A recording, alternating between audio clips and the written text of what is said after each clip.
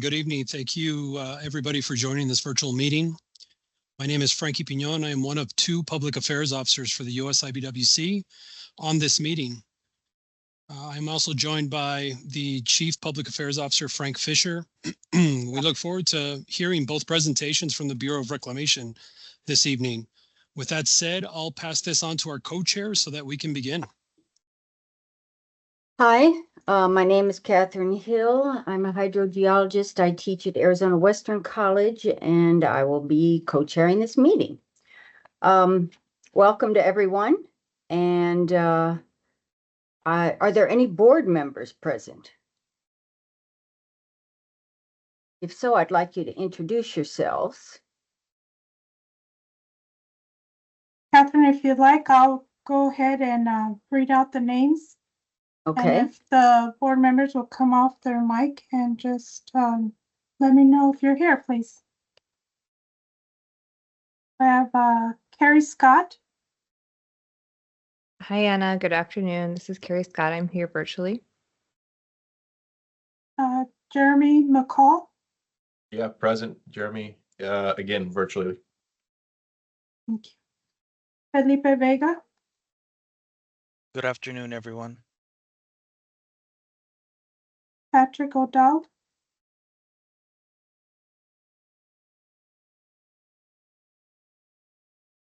Shelley Jones Mellon.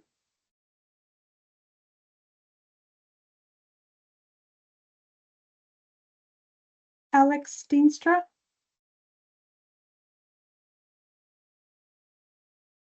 And Megan Scott. Yes, here. And I'm here. I'm sorry, who was the last one? That was Alex. Hi, Alex. Thank you.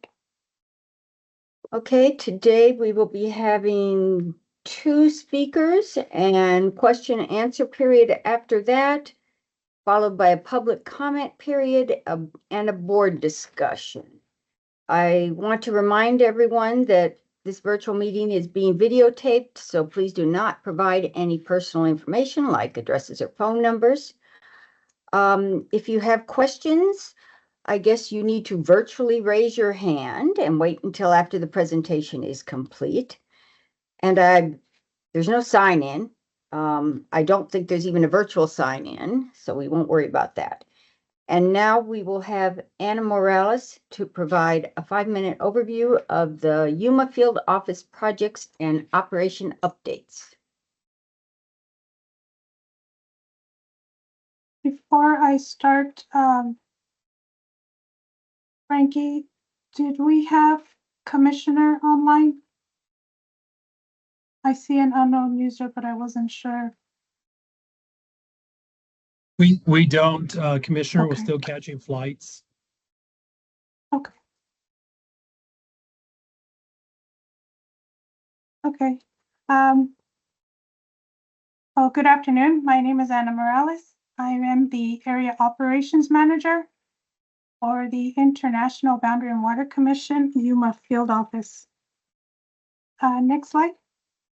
I just had a couple of brief updates. Just as a reminder, IBWC has several gauging stations that you're available to view online. It's live data. There are a couple of ways to access them. One is using the link, the https://waterdata.ibwc.gov/AQ web portal. And it'll take you directly to this map. And from the map, you can zoom in to any of the stations that we have all along the international border. There are stations that are USGS as well that you can view. The second way to access it is if you go directly to our IBWC webpage and under Water Data Lookup, if you look at where my arrow is pointing, Water Data Lookup, you click on that and it'll take you directly to this water data portal. There are several ways you can look at the data, download the data. So we encourage the public to to view the site, provide us any inputs you may have. Next, I have an update on the monitoring of the New River at the international boundary. Minute 264 established a binational water quality goal. We continue to do our routine monitoring through water quality observations and collections of samples, both in the US and Mexico. The Binational Technical Committee also meets. The Binational Technical Committee is a group comprised of federal, state, and county representatives in both countries. The committee meets every 2 months. They discuss sanitation issues, field surveys of discharge points, updates of water quality monitoring that is done both in the US and Mexico,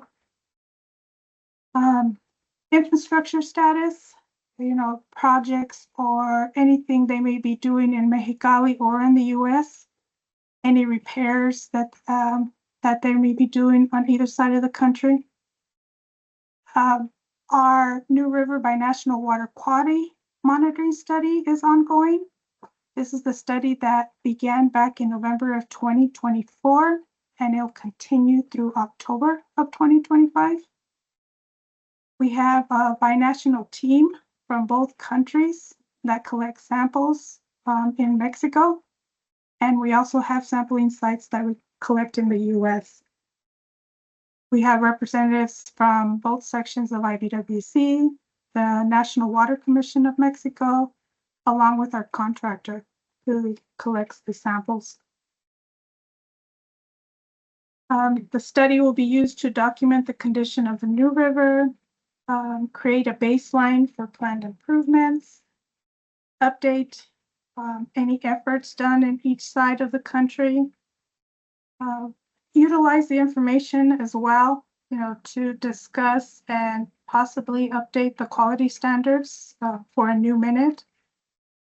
At the conclusion of the study, a report will be developed with all the results. They'll assess the data and provide conclusions. The report and the data will be publicly available through the IBWC's websites. Next slide. And that was just a quick update. If you're interested in getting any news or put on our email list or receive our citizen forum or press releases, you can scan that QR code that was shown there. We also have a LinkedIn or follow us on X. And we also have a YouTube channel where our citizens forums that are recorded are also uploaded there on the YouTube. And if you have any questions, I'll take any questions.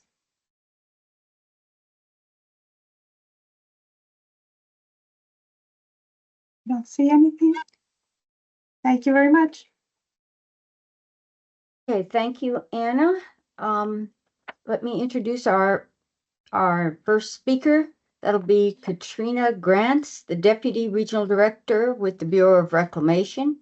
She is going to tell us about the Glen Canyon Dam's operational challenges, including infrastructure, maintenance updates, interim operating criteria, and related studies. Thank you, Catherine. And I apologize, I'm working from my car. I'm in transit right now, but I believe so I'm on my phone. And if someone is able to bring up the slides, I'm not able to see them on my phone, but if I say next slide, I think we can stay synced. Thanks so much. So thank you for the introduction. And we can move to the first slide, which has a cross-section of Glen Canyon Dam titled Glen Canyon Dam Operational Information. And please interrupt me if there's any questions along the way or if there are any issues with seeing the slides. And that first slide, what I want to draw your attention to, this is a cross section of Glen Canyon Dam. We don't seem to be progressing. We're still on the title page. Who's okay? There we go. Now we're there. Great, thank you, Anna. This is a side view of Glen Canyon Dam at the highest, and I want to draw your attention to the elevations in this diagram. The highest elevation is 3,700. That's when the lake is completely full. Of course, we are not there. We are currently at about elevation 3,550. At this elevation, we can release water both through the penstocks, through our power plant, as well as through lower down, we have our river outlet works. So if we go down, the next box down is elevation 3,490, and that is the lowest elevation at which we can release water safely through our power plant. Below elevation 3,490 and down to elevation 3,370, there's about 3.7 million acre feet of storage. We can only release water through our river outlet works. So up above that elevation, we can release through 8 penstocks and 4 river outlet works, but below elevation 3,490, only through the 4 river outlet works. And so most of this presentation will be talking about those river outlet works, and really the reason why we're thinking about that and talking about that is because at these lower elevations, as it looked like we would be approaching elevation 3,490, we wanted to know how we would respond operationally. And it looks like I have a question already. That would be me. Yeah.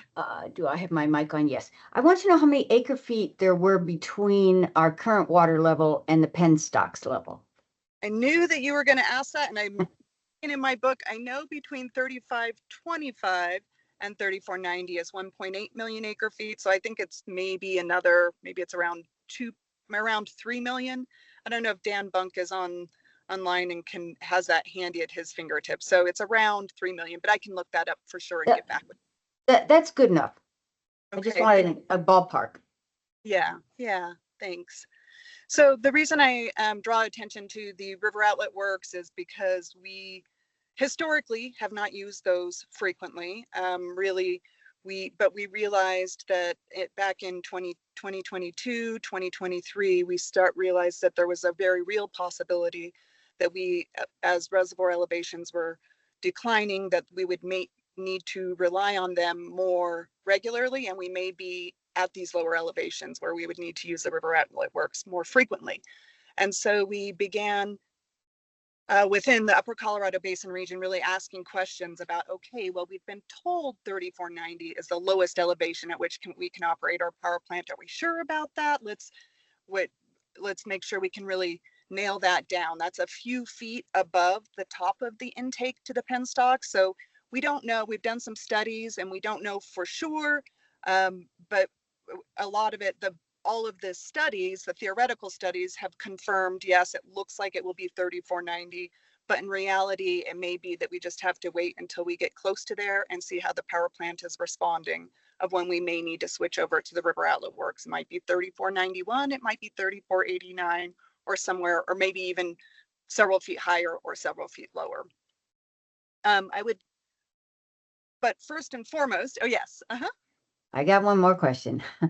I'm not familiar with river outlet works. Is this water that's going in from rivers or? Oh, that's a great question. So we use the term river outlet works. We sometimes use the term halojet valves. It's essentially, it's called river outlet works because it's an outlet to the river downstream of the dam. Okay. But the key point is that it is lower in the dam and it does not go through the power plant. And essentially river outlet works are designed for when the power plant is not operational. So for example, if there was a power outage or if there was a line that went down or if our plant tripped offline, we can release water through this lower down river outlet works to make sure there is still water in the river down below. Okay, thank you. Yeah, great question.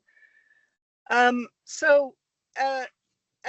that very first bullet, I would say I want to hit on this both, that obviously it seems obvious, but I want to emphasize that our priority at Reclamation is to ensure that we are operating safely, ensuring that the facility is operating safely, whether it's our power plant or our river outlet works, both for our employees at the facility as well as for the American public. So we're keeping our dam safe as well as reliable. We want to ensure that we operate our facility in a way that maintains this billions of dollars of public infrastructure for generations to come. Really, it's our responsibility to make sure we maintain it in a very reliable manner. What we've learned in 22 and 23 is that really Glen Canyon Dam, when it was built, was not envisioned to be operated solely through the river outlet works, this lower down elevation, especially for an extended period of time. And several of the things that we learned over the past few years point to this. Number one, the city of Page, that's the town right next to Glen Canyon Dam, their main water supply came off of the penstocks, the only from the elevation that would come from the power plant. It did not come from an elevation below that, which indicated that the original designers were not intending to have the water level below that elevation 3490. Since that time, we have installed, so in 2022, we completed putting a new intake for the city of Page. This is their sole water supply. So we have fixed that concern. The city of Page now has a new intake at a lower elevation, but that was one indication that the designers of Glen Canyon Dam were not envisioning operating at these lower elevations. Additionally, another very obvious point is that the stilling basin, which measures the depth of the reservoir or the water surface elevation, only goes down to elevation 3490. So that we can also now, new technology exists so that we can float just like people who are fishing have their sonar technology where you can measure the depth of the reservoir. But that was another indication that really the original designers of Glen Canyon Dam did not expect that the reservoir would be at this lower elevation. Nevertheless, we're in a period of time where it's very possible that we could be at these lower elevations. And so we wanted to understand what that would mean to operate through the river outlet works and making sure that we could safely and reliably operate through them. In 23 and 24, 23 was our lowest ever elevation at Glen Canyon Dam since the filling of the dam. We've filled in the 1960s. In 2023, we were at elevation 3520. And in 2022, we were at 3523. So we've been lower than we are right now. We've come back up some, but what we learned in that time has informed how we plan to operate in moving into the future. We also, when we began looking at old data logs from when the dam was filling, as well as just looking at the original design, we initiated several studies and investigations with our technical services center. And so I'm going to speak a little bit more about all of those studies that we have and what we've learned so far and what we still have going on. So if you move to the next slide, I'll speak a little bit about the new information and operational experience that we've gained, in particular in the past couple years. In 2023, we learned through inspection of our river outlet works. I should say that every year, all of our facility, we do thorough inspections of our river outlet works, of our penstocks, of all of the elements of all of our facilities. And we had inspected the river outlet works before using them. And then we used them for a high flow experiment through the Grand Canyon in 2023. And we inspected them after, almost really also to sort of test and see how they were responding at these low elevations. And we identified new cavitation damage to the coating of the river outlet works. The way that cavitation works is, in particular, at low elevations, is kind of counterintuitive, but at low elevations, there's not as much head or pressure of the water pushing down. And that pressure is what would keep gas bubbles. Cavitation is essentially gas bubbles coming out of the water and forming little explosions as it goes over the bend in the pipe. So the river outlet works, kind of the pipe bends as it's going downstream. And it's in particular at that first invert where the water kind of can jump over that little bend, and that separation causes a vacuum or an explosion, a gas bubble that explodes. And that's what cavitation is. And then as you get more that cavitation damage to the pipe, then there's more rough edges, which cause more ripples and more cavitation damage. And so what we've learned is at the lower elevations, we really need to slow down. There's an enhanced risk of cavitation damage. And so we need to reduce the flow through the river outlet works to ensure that it can continue to avoid the risk of additional cavitation. The other thing, and I'll speak a little bit more in detail about the details of that. The other thing that we've learned, and we knew this from before as well, is that there's tail race sedimentation scouring from the river outlet works operation. And what that means is if our dam, and sorry, I speak with my hands a lot, so I'll hold my phone out a little bit here. Our dam, coming out of the power plant, it releases the water directly into the river, straight out down the river. The river outlet works kind of go around sideways through a little bit round through the dam and come out at a kind of a 45-degree angle, kind of diagonal to the river outlet work, or to the dam itself. And so what that causes is the water to kind of circulate around and come back towards the dam. And that eddy in the tail race, and tail race is a word that means kind of the base below the dam, where the river is at the bottom of the dam. It causes that sediment to come back around and pile up in front of the dam. And in fact, if you've ever visited Glen Canyon Dam when we're at lower release levels, you can see there's kind of a mound of sediment. And I say sediment, but it's really sand, but also rocks and cobble as big as a foot or even a foot and a half of some of this rocks and cobble. And so we wanted to understand what that would look like, in particular, if we don't have water coming directly out of the dam from the power plant, which kind of helps push that away from the draft tubes. That's kind of the bottom of the dam. That kind of pushes that sediment back and balances that eddy that comes back towards the dam. We know that this had been a concern in the 60s when the dam was first being constructed and we were operating just the bypass tubes before the power plant was completed. We had to keep water running in the river. And so we were operating just through the river outlet works. And that eddy undercut, there's a concrete apron kind of at the base of the dam. It undercut it, and that apron cracked and failed at the base of the dam. So we wanted to make sure, also ask our engineers at the Technical Services Center, is there a concern of that eddy actually undercutting underneath the dam? That's not a concern. We feel much better about that, but there is still a concern of the sediment, rocks, and cobble circulating around and piling up below the base of the dam. And then the other thing we really wanted to understand is, well, okay, we've operated the river outlet works over time, kind of here and there, but never consistently for an extended period of time since the 60s, especially at these low elevations, and especially as the only way of getting water out of the reservoir. If we're above 3490, we can release through the power plant as well as through the river outlet works. And we wanted to make sure we had a really good flexibility and reliability to ensure we could still keep water running down the Colorado River through the Grand Canyon. So we can move to the next slide, which is investigations and maintenance. So we initiated several investigations. One was the tail race sedimentation scour. So to look at what are the risks to that sediment that sediment scour in the eddy, and are there things that we can do to stop that, correct that? We also looked at what's the risk of cavitation to the river outlet works, and at what elevations, and how might we correct, either adjust the releases through there or there are physical modifications that we can make.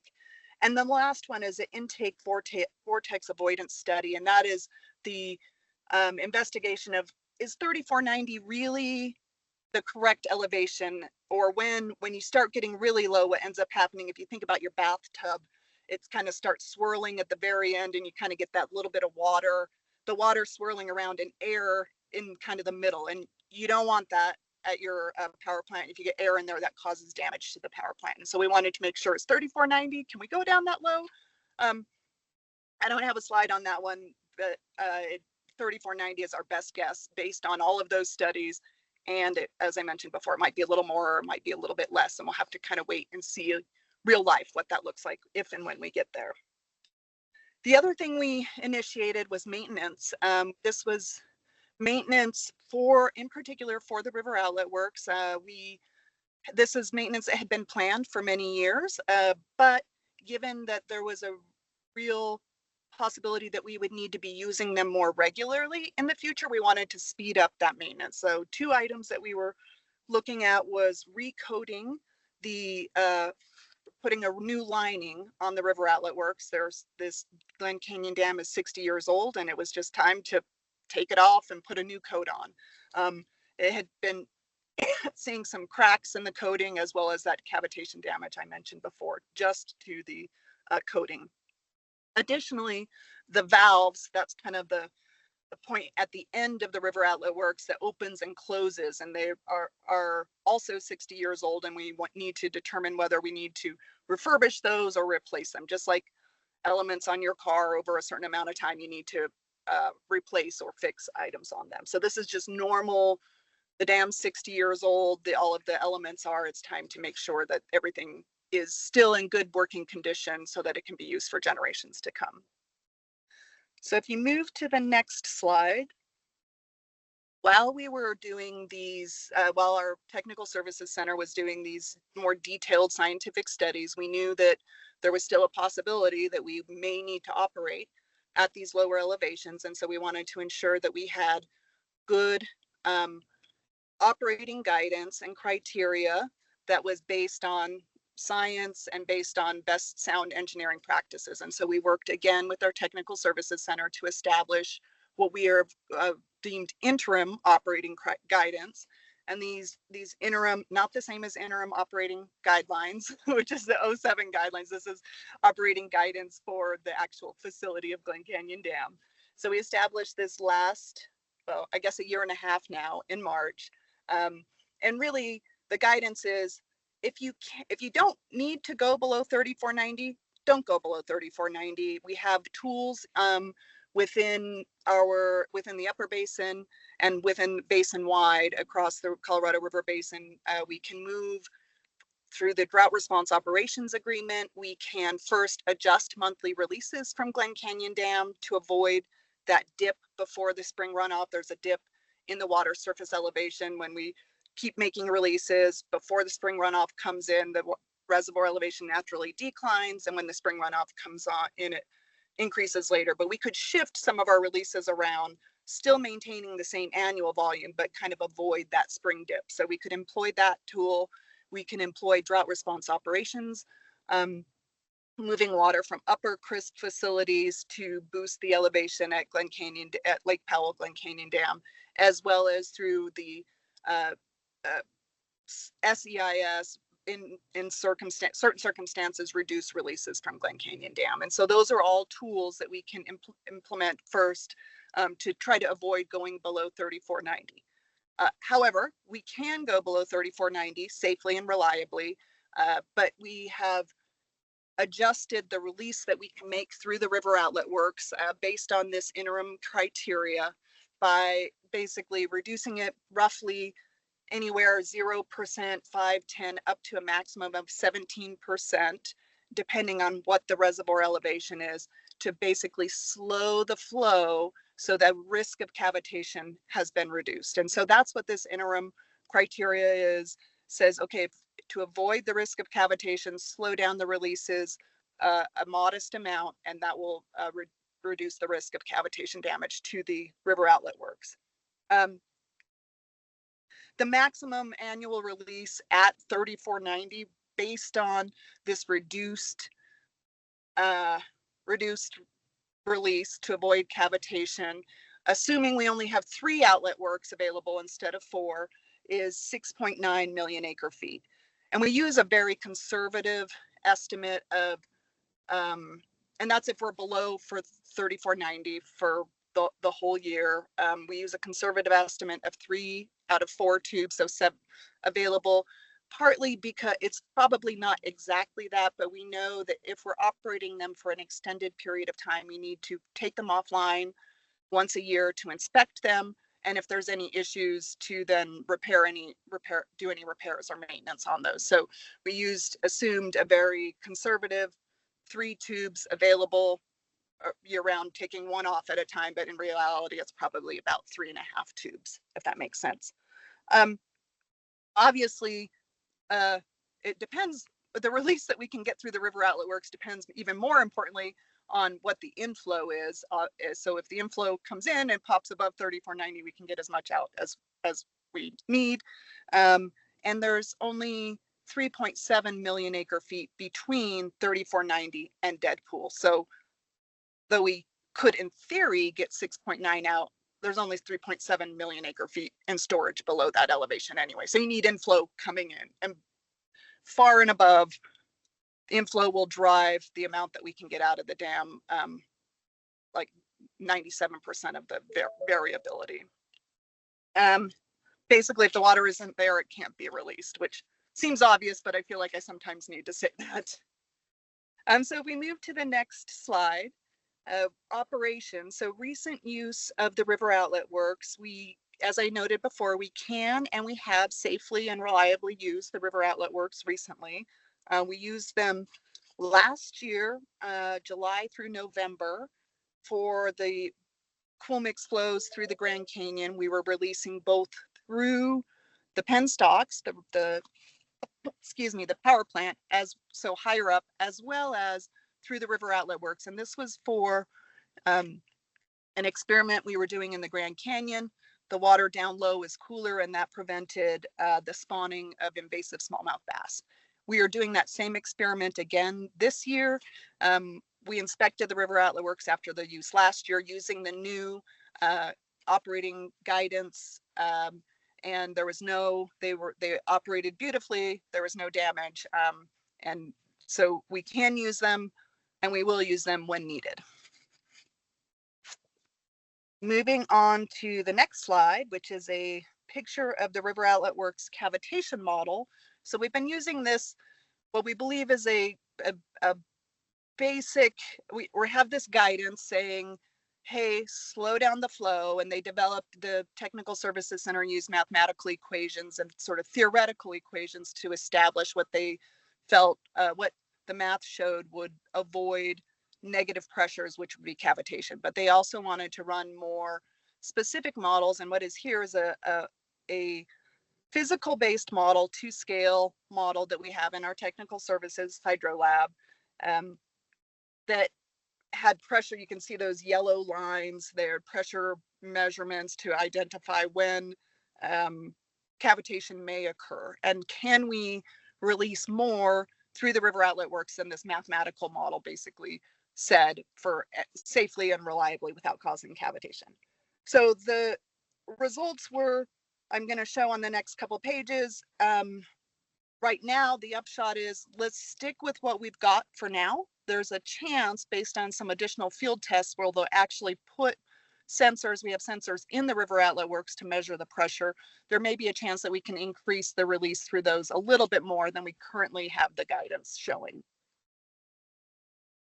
So if you flip to the next, or go to the next slide, I apologize in advance. It's a messy graph with engineering graph with lots of lines, but this is what the model results show. I draw your attention. So on the x-axis is the elevation, and on the y-axis is the flow. And I have a printout. It's pretty tiny, so I'm pretty sure that's correct. But the dark solid line is the maximum release that we can get through the river outlet works safely.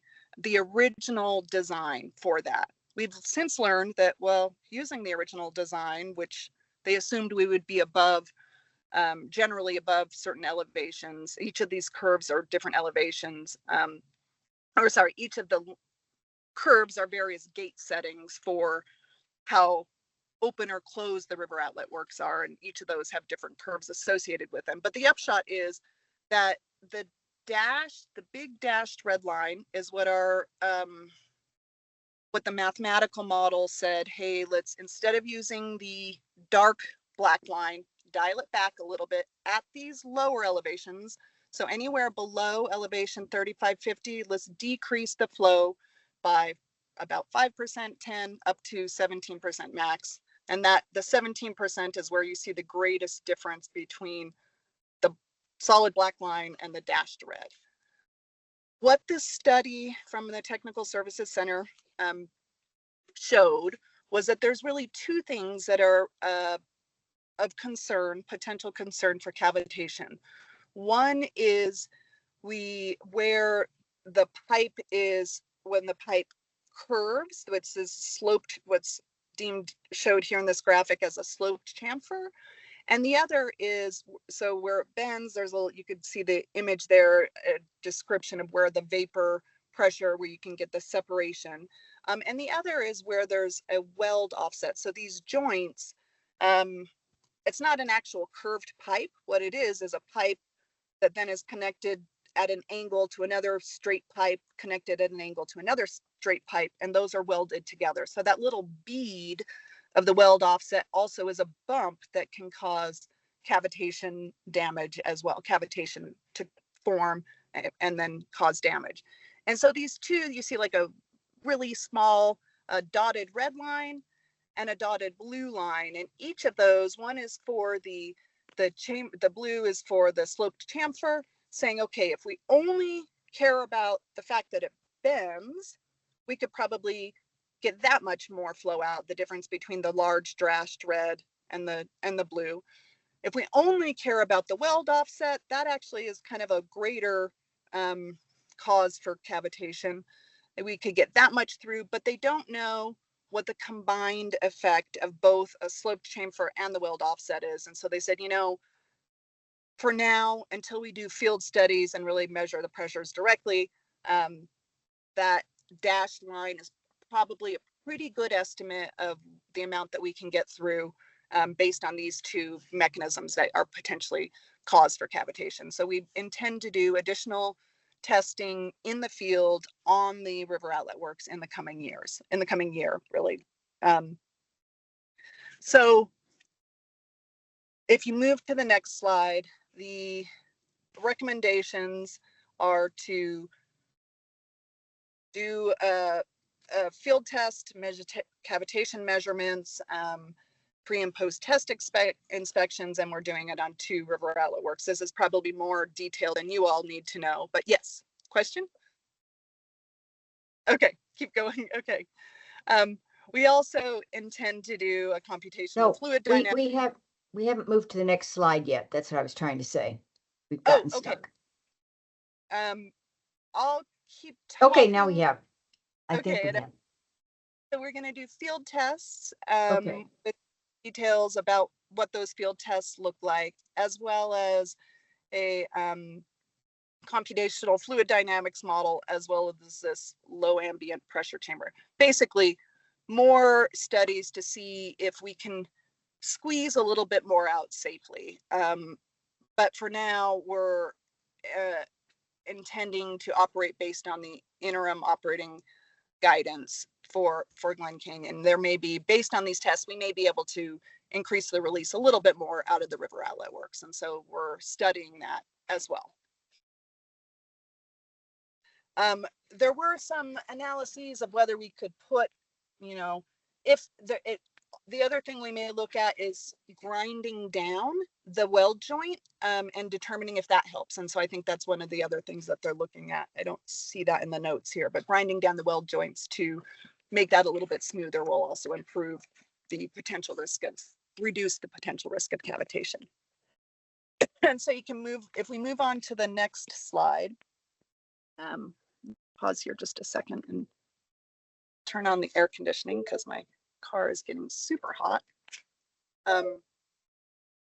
The tailway sedimentation model, if the slide is there, the major conclusions out of this are, one, what I already told you is that there's no risk of undercutting the dam itself. That is not a concern. Really, the concern is that this sediment is mobilized, sediment, rocks, cobble, and can backfill the draft tubes. So kind of in front of the dam.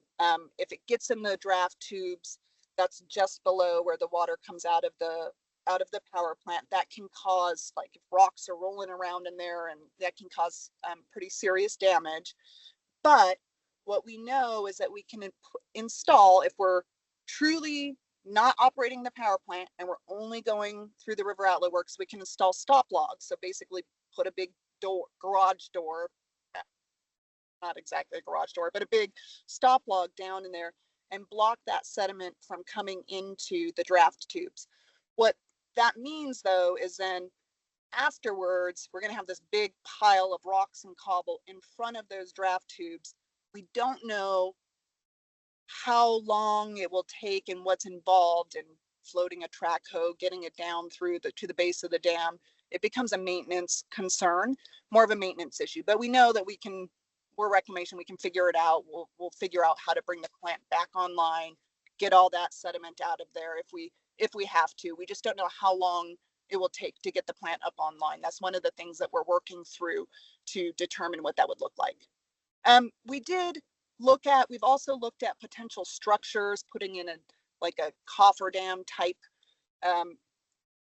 structure kind of between the dam and the river outlet works to determine if, that can kind of block the sediment from coming back up. But really, those look fairly costly, fairly complex, and we're really leaning more towards this is a maintenance concern, but we can figure it out if and when we get there.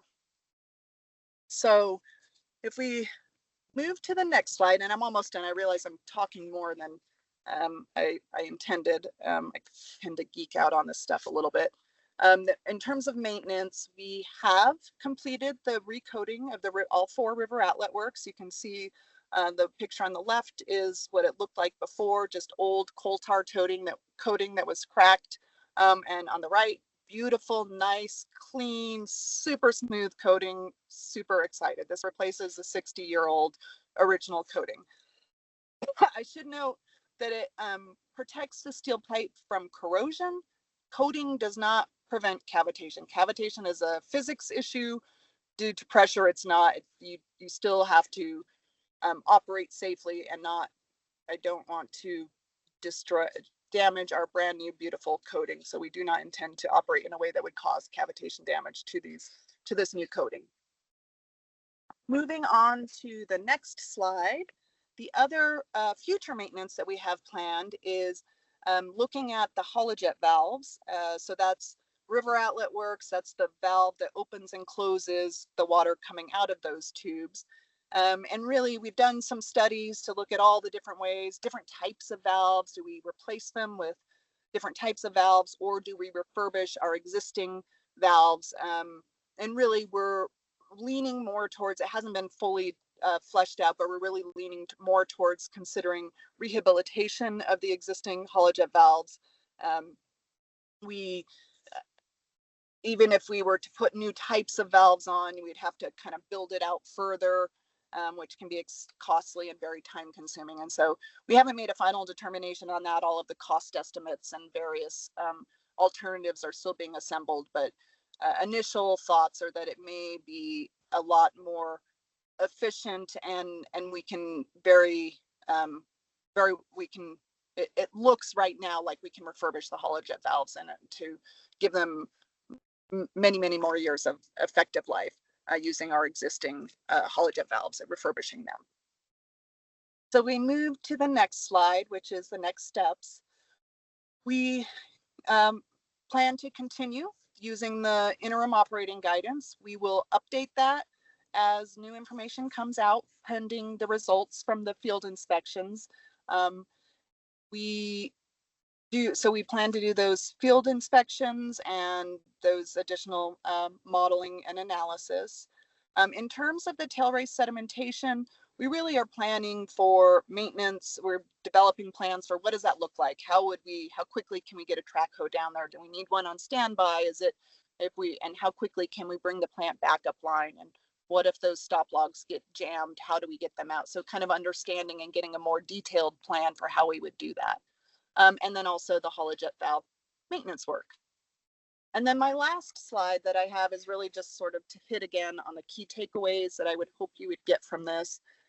Really that the historically low reservoir elevations have introduced operational uncertainty. We've never been there before, and potential risks to our infrastructure, particularly the low elevations specifically for the river outlet works. But this interim operating guidance for these lower elevations is the way to reduce the risks to our infrastructure so that we can continue operating safely and reliably for many, many years into the future.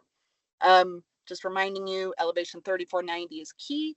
Above that elevation, we have a lot more flexibility in getting water out of our 8 penstocks and 4 river outlet works. Below that elevation, we really only have the 4 river outlet works, and we really are treating them. I think I like to use the analogy of a spare tire. It's there if you need it, but you don't want to use it you don't want to go super far on it. You don't want to use it for a really long period of time, and you don't want to go really fast on that spare tire either. So that's the analogy I like to use. But we always want to make sure that tire is inflated, and we inspect it all the time and make sure it's available for when we need it. And then lastly, we continue to do studies, investigate, and we will continue to adapt as we get closer. And if we learn more, we'll build that into our operating criteria. And we'll continue revising. So that's the end of my slides. I think the last one just says thank you. I am happy to take any questions, or if there are any other questions. Thank you very much, Katrina. Thank you. I don't see any questions on the chat.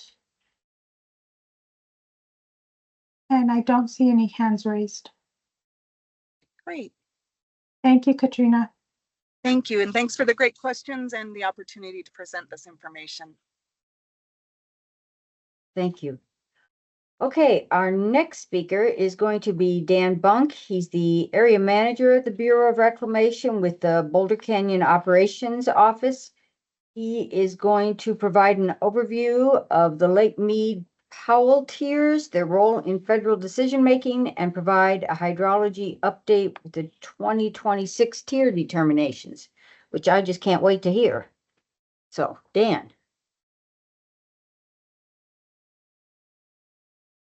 Your mic is muted. Yeah. Okay, I think I got it now. Thank you. Thanks, Catherine. Thanks, everyone, for the opportunity to speak with you today. Thanks, Katrina, for that great presentation. And I did check, Katrina, there's about 3.3 million acre feet between 3550 and 3490. So you're pretty much right on. Thank you, Dan, for looking that up. I appreciate it. Yep. All right, so I'm gonna just give a real quick update, mainly on hydrology, but we'll talk a little bit about the operational tiers, in particular as it relates to the August 24-month study determinations. Next slide, please. Okay, so current conditions on for Colorado River, in particular Lake Powell and Lake Mead. As you know, those are the 2 large reservoirs on the Colorado River system. They account for about 85% of the total storage of the Colorado River system. So they're the 2 that we keep the closest. Well, I shouldn't say that. I know that we keep really close eyes on the other reservoirs as well, but when we're talking about hydrology, we're usually talking about these 2 reservoirs. So Lake Powell, as Katrina mentioned, is currently at about elevation 3550. That's 30% of capacity with 7.1 million acre feet in storage. Lake Mead's at about elevation 1055. That's about 31% of capacity with 8.1 million acre feet of storage. Powell was at about elevation, I think about 3584 when the year started. We'll talk about how poor the hydrology has been in 2025, but it's gone down so far about 35 feet, and it's projected to go down another 10 to 12 feet by the end of the calendar year. Lake Mead has gone down about 7 or 8 feet this year.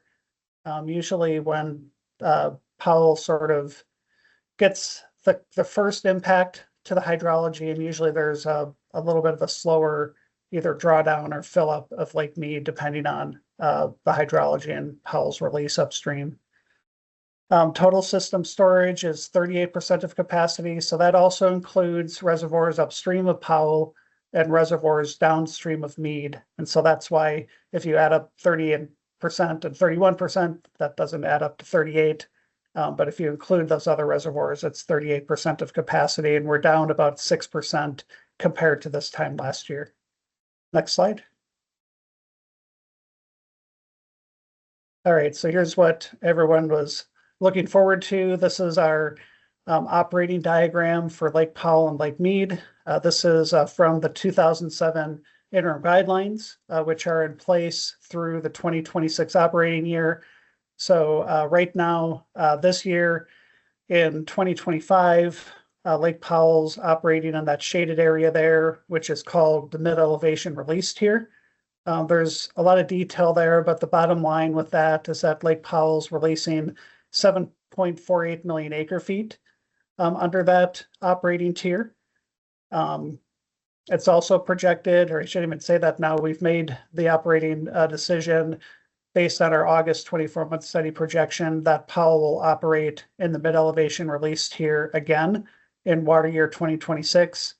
So that's another 7.48 million acre foot release and 26 as well. In terms of the lower basin operations, and maybe I'll just take a really quick step back, is when we're doing the operating decisions under the 2007 interim guidelines and the 2019 drought contingency plan, we use a projection from the August 24-month study. The 24-month study is a monthly operational planning tool that we update each month. We provide a report each month that shows the projections for Powell and Mead, as well as for those other reservoirs that make up the Colorado River system. And so that August projection of the end of calendar year elevations at Powell and Mead, those are what we use to set the operating tiers for the upcoming year. So when we published our August study back on August 15th, it was showing that Lake Powell was projected to be in that tier between 3525 and 3575. Right now, the elevation is right in the middle of that at about elevation 3550. And so that's how we came up with the decision to operate Powell under that mid-elevation release tier again in 2026. Similarly, for Lake Mead, we've got that August 24-month study projection that's showing a level, what we call a level 1 shortage condition. That's within the elevation range of 1050 and 1075. We actually project the end of the year to be about 1055.8, so a little bit higher than what the current elevation is. And this will be the third year in a row in 2026 that Lake Mead's operated in a level 1 shortage condition, and Lake Mead's been operating in a shortage condition since 2022. So that would be the 5th consecutive year as well. And we'll talk a little bit more about what that means on the upcoming slides. Next slide, please. All right, so the hydrology, which I'm sure you've seen, either you're aware of directly or you've seen stories on, has been really pretty poor again in water year 2025. The snowpack peaked at 92% of median back on March 23rd. The snowpack starts accumulating in the November timeframe in the upper Colorado River Basin. Then it starts melting off in April. So this year, that snowpack accumulation peaked at about 92% of median, which doesn't sound that bad. But you can see in the table here for the unregulated inflow into Lake Powell, which is essentially that snow melt from the snow in the upper basin, was only 41% of average for the April through July runoff. And then for the water year, which starts on October 1st and ends on September 30th, we're forecasting about 50% of average. So we've seen a trend over the past decade or so where we've seen what we call a decrease in runoff efficiency. So sometimes the precipitation in the snowpack looks pretty good, like 92% of average isn't too bad. I think if the runoff was 92% of average, we would be pretty happy with that. But because of things like, warmer temperatures, drier soils, longer growing seasons, more evapotranspiration from, the riparian vegetation in this case in particular, we're not seeing the same runoff that we've seen historically from the same amount of precipitation. And in particular, in the years of 2020, 2021, and 2022, which was one of our driest 3-year periods on record, each of those years saw a similar trend to this, where we had pretty good snowpack, but very poor inflow into Lake Powell. So it's an unfortunate trend, but it's one that we've seen now for quite some time. Next slide. This is a look at the unregulated inflow into Lake Powell since the drought started in 2000. We've seen about 6 years where the inflow was well above average. And average on this chart is that black horizontal line at 9.6 million acre feet. In particular, 2011 has been the highest inflow year during this drought period. There's another 4 or 5 years that were close to average. But the vast majority of years have been well below average during this time. The first 5 years of this period, 2000 through 2004, that was a particularly dry period where the storage in Powell and Mead started out essentially full after several years of very good inflows. But by the time that 5-year period was over, storage was about half full. And then we had a little bit of better hydrology from about 2005 until 2017, 2019. But since 2020, it's really hit, the drought's really hit again. And so you see at the end of the chart that 50% of average inflow is the 4th lowest inflow on this chart, and the 5th lowest since Powell started filling in 1963. One of the reasons why we focus on Lake Powell so much is that 90% of the inflow in the basin comes from the upper basin. And so usually when you're looking at the hydrologic health of the system, you're usually looking at the inflow into Lake Powell. Sometimes in the lower basin, we can get good tributary inflows, like in the Grand Canyon reach of the Colorado River, but that happens very sporadically. So we typically track Lake Powell inflow. Next slide. So this is a chart that does show some lower basin site inflows. The Grand Canyon reach of the Colorado River, that's the reach from downstream of Glen Canyon Dam, as Katrina was walking through, to Lake Mead. And so it includes the tributaries like the Little Colorado and the Virgin River and some others. So this is another place where you can get a pretty good, decent amount of inflow on the system. Typically, we average about 800,000 to about 1 million acre feet per year. It's essentially where the other 10% of the inflow comes from. And we've seen a similar trend where every month, except for the month of June, has been below average. And we're tracking at about 70% of average in that reach as well. It's about a 200,000 acre foot deficit. So the bottom line is hydrology inflow poor in the upper basin as well as in the lower basin this year. And I think you all know from being in the Southwest that the monsoon, except for the rain in the Yuma area this week, we had a pretty good rainfall the other night on Monday night, where I think that was, in talking to some people here, the most rain they've gotten down here in about 3 years. The last couple monsoon years have been pretty uneventful. This was another one, except for that recent rain that just passed through. Next slide. All right, so here now we get into my version of the chart that Katrina really likes. A lot of lines on it. Hopefully not to confuse everyone, but this is a chart that shows Lake Powell elevations. Those elevations are on the y-axis on this chart. And then on the x-axis, there's a monthly time step. And so these are projections from our 24-month study, which are the 3 colored dashed lines on the chart. But we also have projections from what we call our probabilistic model from our midterm model, which are those really light colored gray lines that we call the spaghetti plot. So that spaghetti plot is meant to give us sort of like a fuller range of projections over the next couple of years. So where you start to see these lines diverge is basically starting on August 1st. So when we do the modeling, we set the initial conditions each month as the conditions at the end of the previous month. So in this case, on July 31st, and then everything from that point forward on the chart, those are all modeled projections. So this chart for Lake Powell, a couple things that it shows. It does show that our 24-month study projected Powell to be in that mid-elevation release tier between 35.25 and 35.75. So that's what we're using for the 2026 operations. But when you look further out, you see a very wide range of elevations that could occur at Lake Powell.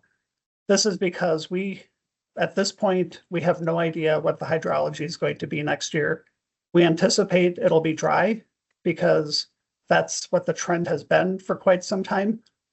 But there is still a chance that we could have average years or a year that's even above average. And so when we do the modeling, we model this range of possibilities so that we get an idea of where we could possibly end up.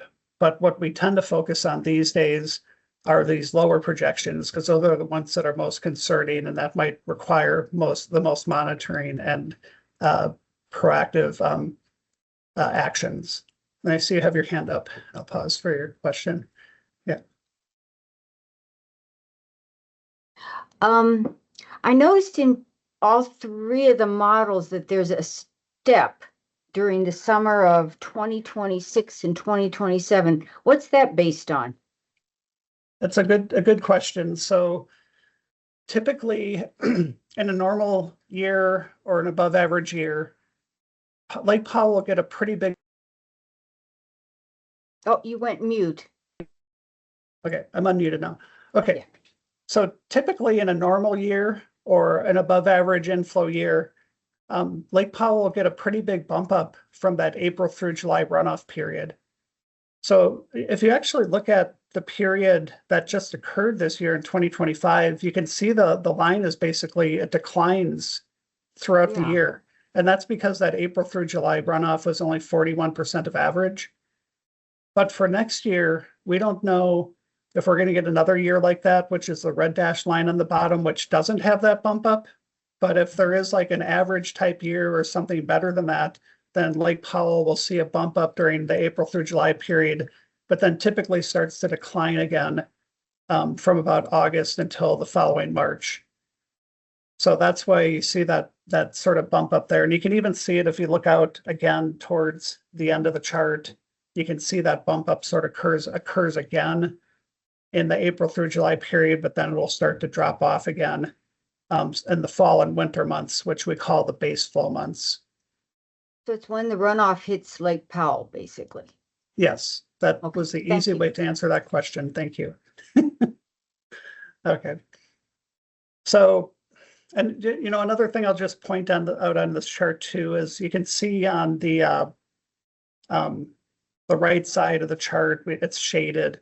That's just because at the end of the 2026 operating year, the interim guidelines and the drought contingency plan, those expire. And so we're just indicating that there's not only hydrologic uncertainty, but also operational uncertainty when we get into that period of time. But again, we're modeling this range. We'd love to see something where the reservoir stays about the same or goes up, but we're really focused on these lower traces that we call these different hydrologies that we model. And if you look at towards the end of, or towards September of 2026, you start to see some of these modeled projections get close to that elevation 3490 that Katrina was talking about. And so and then if you look into 2027, you can actually see some of those modeled hydrologies drop below 3490. So what that means is that one more dry year in 2026, like we've had this year, that Lake Powell could be down at that critical level with those considerations that Katrina just walked walked us all through. So we're really concerned about another dry year next year in 2026. Next slide, please. Okay, so this is a similar plot for Lake Mead. It's got the y-axis are Lake Mead elevations, the x-axis on the chart as a monthly time step. The modeling starts in August of 2025, and so you can't see quite as much divergence as you do with Powell, because the main difference through the end of 2025 is just slight differences in lower basin hydrology, which is a lot less variable than it is for Lake Powell. But you can see that even those 30 hydrologies plus the 3 24-month study plots, they all end at about the same point. Those are the projections we used for that mid-elevation released here in the in the level 1 shortage condition in the August 24-month study. When you look out a little bit further, again, you start to see a little bit more uncertainty. But for the most part, I think under most hydrologic scenarios and hydrologies, Lake Mead is kind of staying not too much different in 2026. There's some hydrologies, some traces that show a little bit of improvement, but there are some that show Lake Mead dropping quite a bit. And in particular, those couple of lower lines are the result of really bad hydrologies in the upper basin that are causing some operational impacts in the basin. So, but for the most part, though, you don't get the same type of impact that you do on a year-to-year basis like you do with Lake Powell, as I was kind of explaining previously. We don't know what shortage, we're projecting like shortage tiers from, all the way down to level 3, most of them in level 1 and level 2, but again, we'll have different shortage criteria in 2026. So it'll play out a little bit differently. So right now, we're just kind of focusing on the level 1 shortage in 2026, and then we'll see where we end up beyond that. But in addition, and then if we go to the next slide, I can just sort of show you what these, what the volumes look like. So this is, I know, a lot of numbers on here, and you can take a look at this and ask questions later if you'd like. But what we have under the current operating guidelines, we've got the 2007 interim guidelines, the lower basin drought contingency plan, and minute 323. Under the guidelines in the lower basin drought contingency plan, there's mandatory reductions, and then there's also what we call water savings contributions. In minute 323, there's also mandatory reductions for Mexico, and minute 323 to the 1944 treaty, but then they also have something called the Binational Water Scarcity Contingency Plan, which is the equivalent of the Drought Contingency Plan, which has also water savings contributions. In total, what's required by the two countries is 613,000 acre feet out of the 9 million acre feet that both countries are allocated, 7.5 million acre feet in the US and 1.5 million acre feet in Mexico under the 1944 treaty. Of that, 533,000 is in the US and 80,000 is for Mexico, which are roughly proportional to one another. But I think the biggest thing, though, that's really helping Mead even stay where it's been able to stay recently is if we go to the next slide, this shows some of the additional conservation that both countries have done since 2023. So if you go to the next slide, please.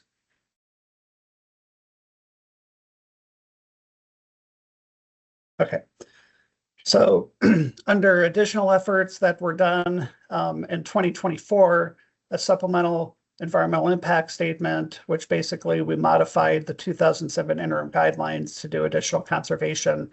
And then Mexico entered into another minute 330 to do additional conservation. For a 4-year period of 2023 through 2026, the US lower division states are doing about 3.7 million acre feet of additional conservation over those 4 years, which is in addition to what's required under the guidelines and the DCP. And then Mexico's agreed to do an additional 400,000 acre feet in a 3-year period, starting in 2024, which is in addition to what's required under Minute 323.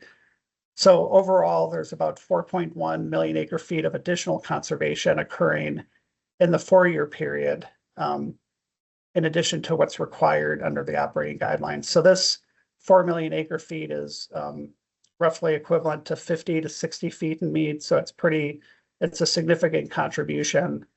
And if we go to the next slide, we can kind of see sort of where Lake Mead could have been.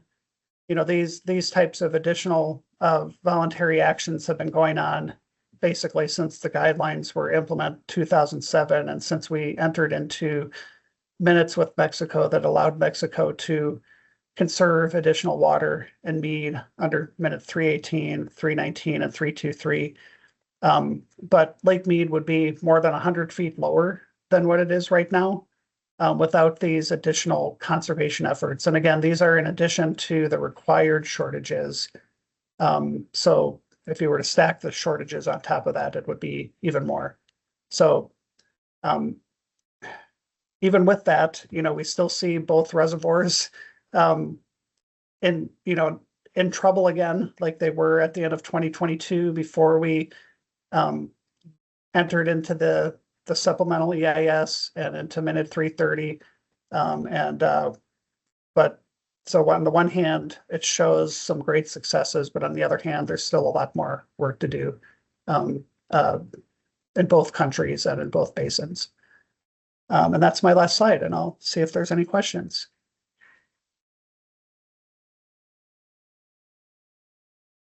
Yes, Catherine.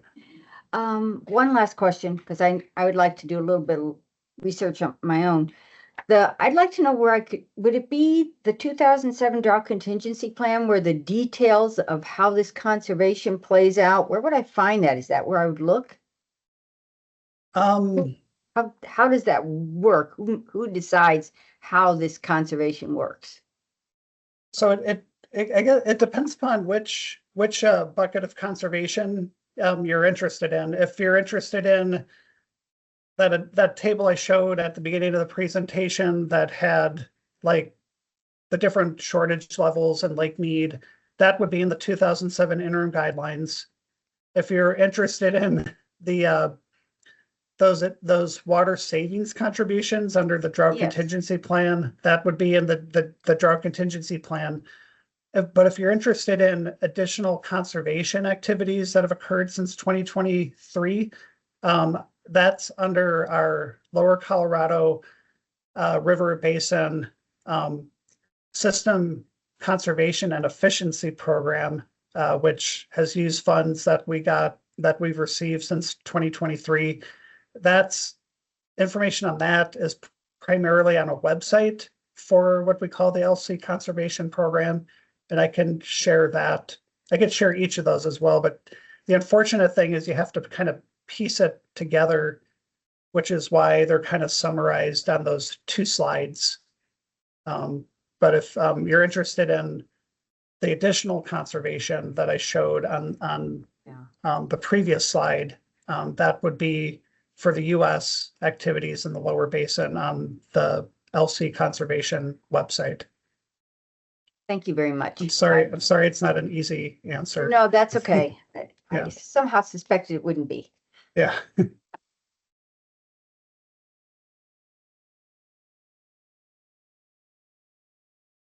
Well, if there aren't any more questions, then we have come to the public comment.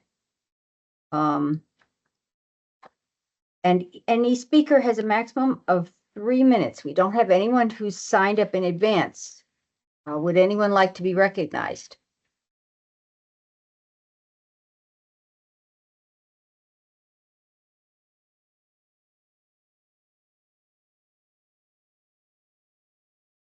I feel like I'm teaching class. This is the same reaction I get from my students.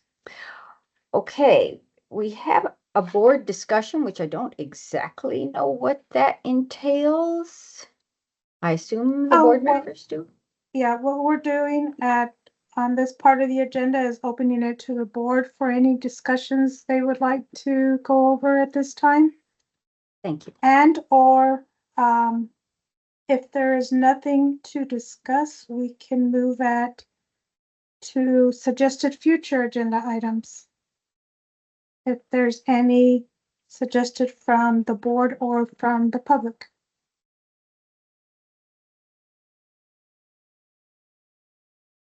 And thank you, Dan, for being here and for your presentation. I'm sorry, I forgot to do that. Sorry, Dan. No problem. Thank you all as well. I don't see any hands up or comments in the chat for any board discussions. If anybody does have any suggestions for future agenda items from the public, please feel free to send me an email. My email is Anna, ANNA.Morales, MORALES @IBWC.gov. And we can work to see about getting your suggestion for our meeting. And for the board, I will schedule a meeting before our next upcoming meeting, so we can begin to discuss the agenda or any field trips that the board is interested in doing. If there's no other questions or comments. I realize I've been taking up the monster share of the questions, but I do sort of have a suggestion with, that I'm interested in is kind of the details of that last question of how we're doing the conserving, especially since it isn't an easy answer.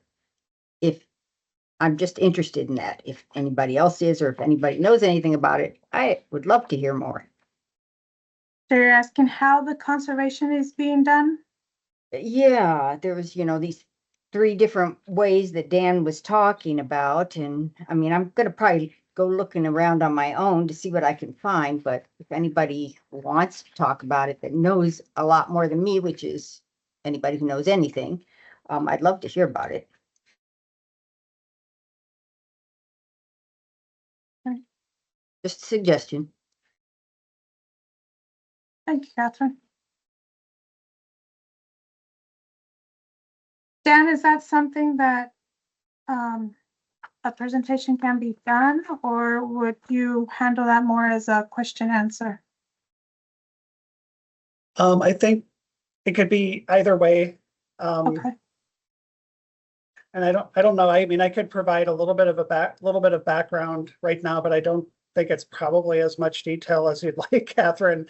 But maybe I could just note, like, quickly, that when we're talking about things like the mandatory reduction or the reduction, those are just reductions in deliveries. So those are pretty straightforward under the 2007 interim guidelines. So basically, whether it's in the US or the water delivered to Mexico, you just reduce the volume that's delivered based on a level 1 shortage, for example.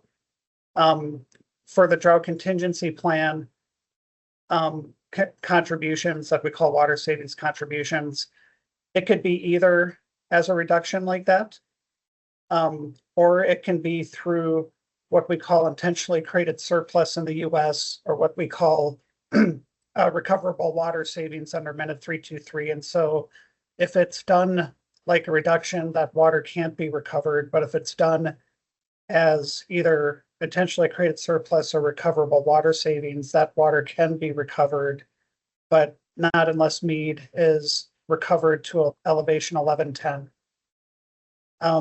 When we are talking about those other additional conservation activities, for the most part, those are what we call system conservation.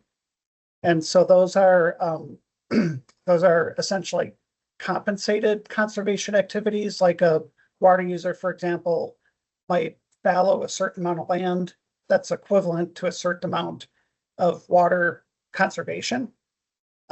We then would work with both that water user and with the other users within a state to ensure that that water isn't taken to delivery of by another user, so that we can retain that water up in Lake Mead to help Lake Mead's elevation.